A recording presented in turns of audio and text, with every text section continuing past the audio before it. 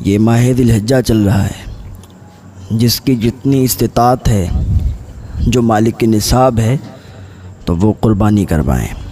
اللہ تعالیٰ کو یہ عمل سب سے زیادہ پسند ہے۔ ایک انسان تھا، اس کا کہنا ہے کہ میں نے خواب میں دیکھا کہ میرا ایک بھائی ہے۔ اس کا عمل کیا تھا؟ اس کا عمل یہ تھا کہ وہ غریب تھا، غریبی کی حالت میں بھی وہ یہ عمل کرتا تھا، یعنی قربانی کرایا کرتا تھا۔ بہت زیادہ غریب تھا، لیکن جب ماہ ذی الحجہ آتا، قربانی کا مہینہ آتا، تو وہ اللہ کی راہ میں ایک بکرا قربان کیا کرتا تھا۔ جب وہ مر گیا تو میں نے خواب میں دیکھا، کیا دیکھا کہ وہ ایک چتکبرے گھوڑے پر سوار ہو کے آ رہا ہے، اور اس کے ساتھ بہت سے گھوڑے ہیں، بہت سے گھوڑے اس کے ساتھ آ رہے ہیں۔ میں اس کے قریب گیا، میں نے دیکھا، میں نے اسے روکا، میں نے کہا بھائی تمہارے ساتھ کیا معاملہ ہوا؟ تمہارے ساتھ کیسا معاملہ پیش آیا؟ وہ کہنے لگا بھائی میرے ساتھ بہت اچھا معاملہ ہوا، اللہ تعالیٰ نے مجھے بخش دیا۔ وہ انسان کہنے لگا بھائی تمہیں کس وجہ سے اللہ تعالیٰ نے بخشا ہے؟ تمہارے تو کوئی ایسے عمل نہیں تھے ظاہراً۔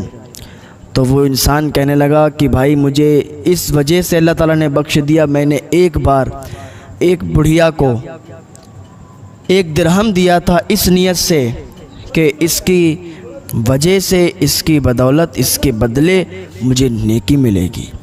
میں نے نیکی کی وجہ سے اس کو 1 درہم دیا تھا، اس نے مجھے دعائیں دی تھیں، اللہ نے اس کے صدقے مجھے معاف فرما دیا، اس کے صدقے مجھے بخش دیا۔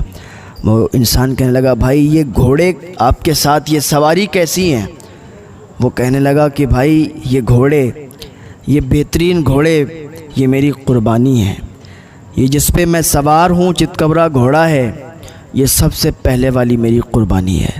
تو اللہ تعالیٰ کو یہ عمل بہت زیادہ پسند ہے۔ اللہ کی بارگاہ میں یہ عمل کیا کریں، یہ قربانی کیا کریں، جس کو جیسی استطاعت ہے، جو مالک کے نصاب ہیں، وہ اللہ کی راہ میں قربانی کیا کریں۔ اللہ تعالیٰ کو بہت زیادہ پسند ہے۔ اور ایک بات اور ذہن میں آ گئی، وہ میں بتا دوں کہ جو لوگ قربانی کرتے ہیں، اکثر لوگوں کے ہاں قربانیاں ہوتی ہیں، جو لوگ قربانی کرتے ہیں تو وہ 2 بوٹیاں سب کے یہاں بانٹتے ہیں۔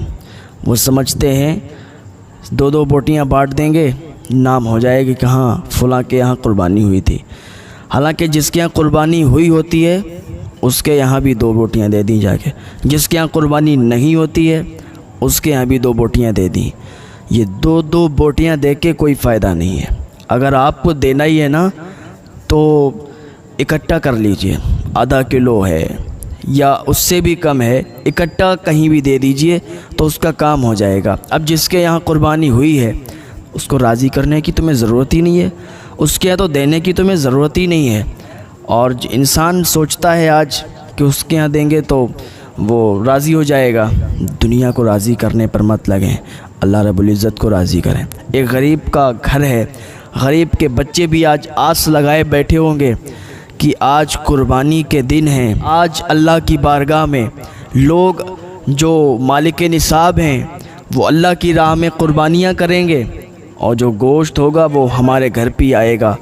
ہم لوگ بھی آج گوشت کھائیں گے۔ جو غریب غربا ہوتے ہیں، ہر جگہ کی بات نہیں کر رہا ہوں، کیونکہ کچھ جگہیں ایسی ہوتی ہیں جہاں ایسے بھی لوگ ہوتے ہیں کہ جن کے یہاں قربانیاں نہیں ہوتی ہیں، اور وہ لوگ، ان کے بچے آس لگائے بیٹھے ہوتے ہیں کہ آج گوشت آئے گا۔ 2 بوٹی کر کے آتی ہیں، نہ ادھر کی رہتی ہیں نہ ادھر کی لیتی ہیں۔ تو آپ کسی کے گھر بھی دیں، اتنا دے دیں کہ اس کے بچے ایک ٹائم کا کھانا آرام سے کھا لیں۔ ہاں یاد رکھیں، یہ تھوڑی باتیں ہیں۔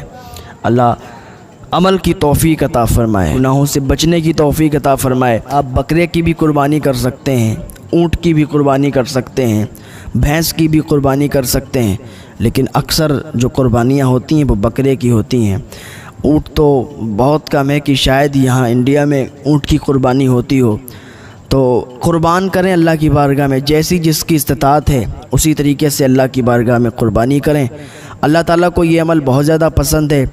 زمین پر خون گرنے سے پہلے ہی اللہ تعالیٰ اس عمل کو قبول فرما لیتا ہے، اور جو شخص قربانی کراتا ہے اس شخص کے درجات اللہ تعالیٰ بلند فرما دیتا ہے، اور اس قربانی کے صدقے میں اللہ تعالیٰ اسے معاف فرما دیتا ہے، کیونکہ یہ عمل بہت مقبول ہے۔ اور بہت سے لوگ تو جو قربانیاں کراتے ہیں جس میں حصے ڈالتے ہیں، حصے والی قربانیاں جو ہوتی ہیں، جیسے کہ ایک پڈا لے لیا آپ نے، اس میں 7 حصے ہیں، تو جب گوشت تقسیم کیا جاتا ہے تو کوئی کہتا ہے کہ مجھے پائے چاہیے، کوئی کہتا ہے مجھے سر چاہیے، کوئی کہتا ہے مجھے زبان چاہیے۔